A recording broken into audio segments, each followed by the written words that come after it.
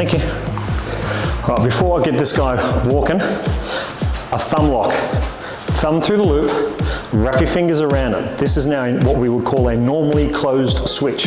If I relax my thumb and allow it to open a little bit, if there's any momentary or sustained tension, my thumb automatically closes over that switch. The tension makes the switch closed. This is an important thing for us to understand. If I run around like this, I can never lose my dog, even though they're trying to pull me into harm's way. I have never seen the bone break, even with little people and big dogs. So, what's very important is that we have our loop, our thumb, our fingers. Our thumb can be relaxed, but if there's any momentary or sustained tension on the lead, it becomes a normally closed switch. Okay, this is very important for us to understand. When we're learning, we just jam that lead hand or the anchor hand onto our belly button. Our belly button doesn't move. What I have tended to find is girls tend to do this, protect the baby, maternal instinct. Right? Guys tend to do this, I want to punch the problem away, paternal instincts. Stereotyping, you get the point. What we want to do is make sure that under tension, when I am under stress, right, that we go, put our hands back there, and if you need to, just hot potato your hands. This hand is what I call a slime hand. We can reach into our bait bucket, we can grab the food, we can present the food at our side.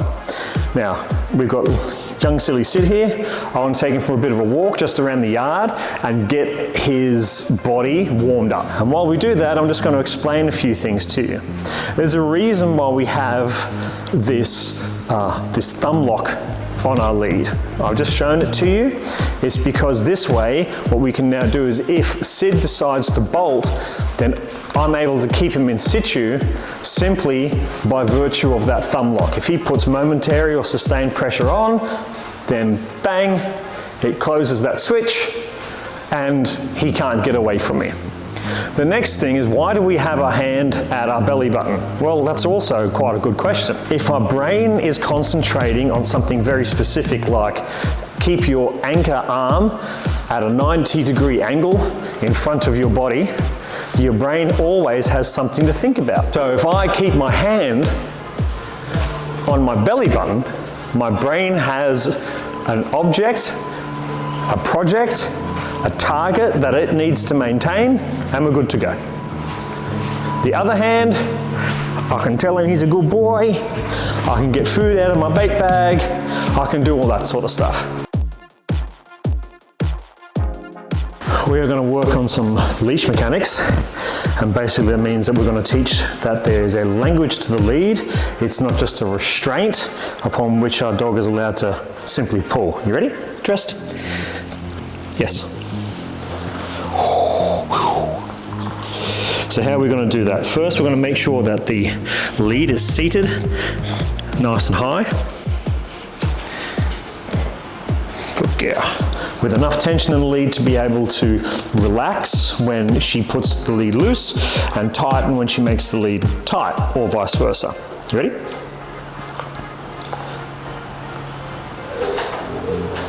Yes.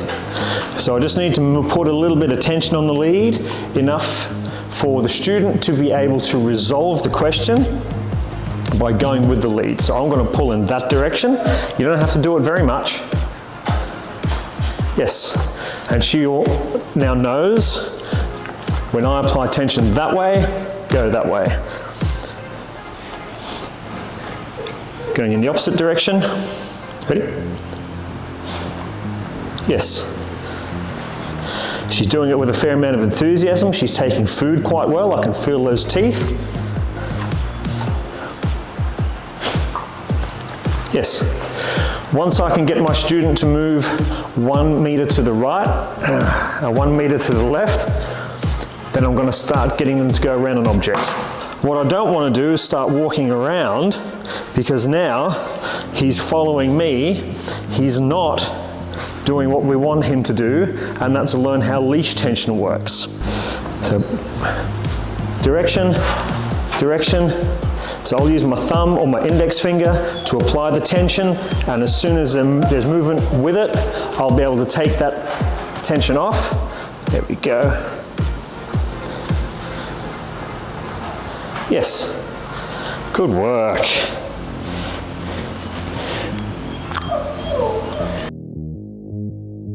Next stage is we'll get 2 of them out.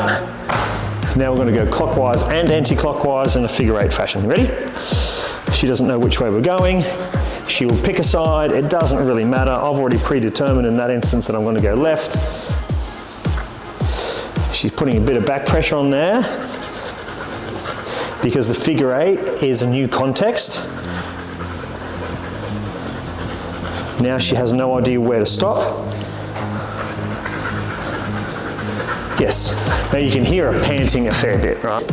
This is extremely difficult work because we're targeting very specific things that whilst we make those targets very, very obvious by making them so specific, it affords our students to be able to concentrate a great deal on them. So this is kind of deep practice. It takes a lot of calories to do so. That's why we keep our sessions very short, otherwise it turns into quite a bit of a brain drain. Ready? Get myself untangled. Nice.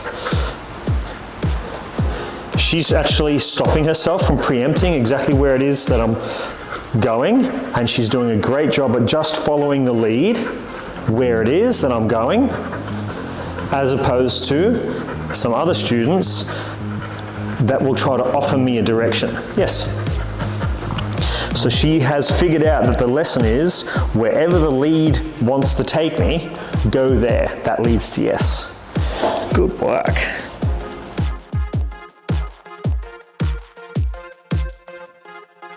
We do have slightly different plans for our Bonnie. Bonnie, you ready? Down. So just a little bit of pressure. We're teaching her the down stays because these downs allow her to add in extra behaviors, extra things that she can do in a public situation or in a social situation, better said. Yes. Good girl. Come on in. Good girl. You ready? Down.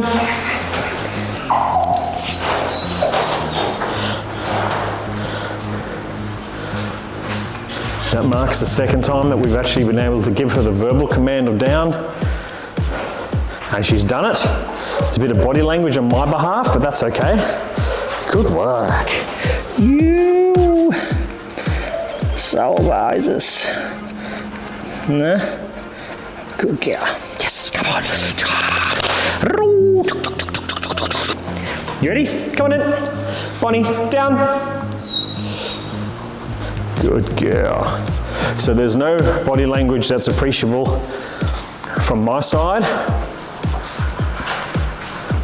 She'll hold that stay nicely. She's got the seal ears going on. Not overly concerned about it. My main thing is that this is our first session where she's been able to get into the down on her own without me having to do terribly much. Nice one. Good girl. Yes.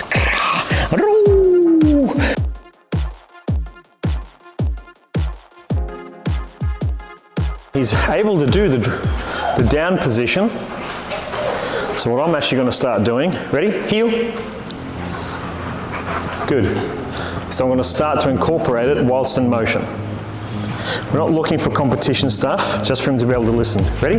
Down. Wrong. It's our first time, it's no dramas. I just want to see where his capacity is at. Come on. And then we can make something smelly around here. Heel. Down. Good.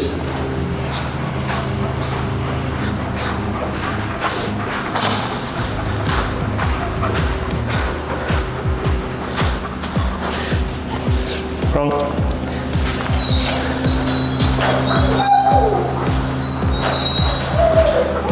So we had a mistake there. We didn't gel as a team. I picked the lead up. He automatically came up. Wrong.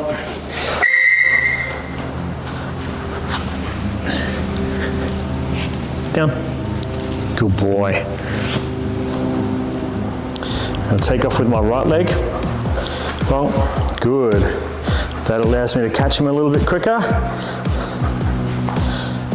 Good. Good.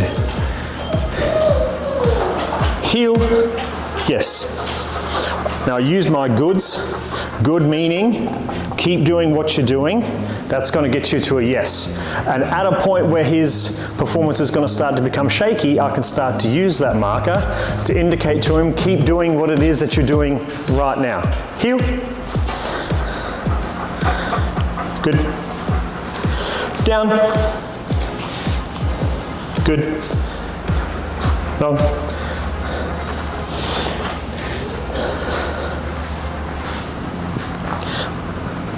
Make sure you take off with your right leg, because the way we teach it, when you go off with your left leg, that means to move with you. Good. Good. I'm going to drop the lead again. Good. Good.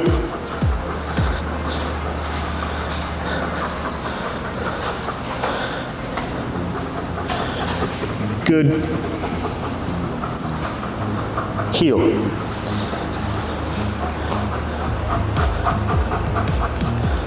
Yes. Good, man.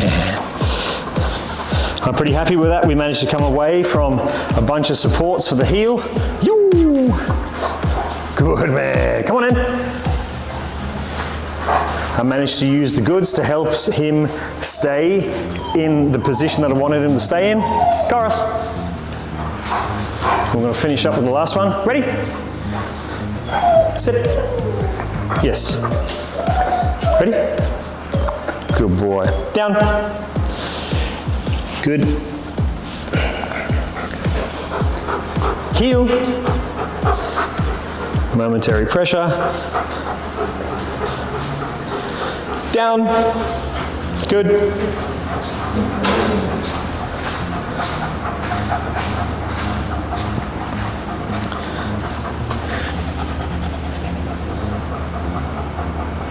Heel. Yes. Good man.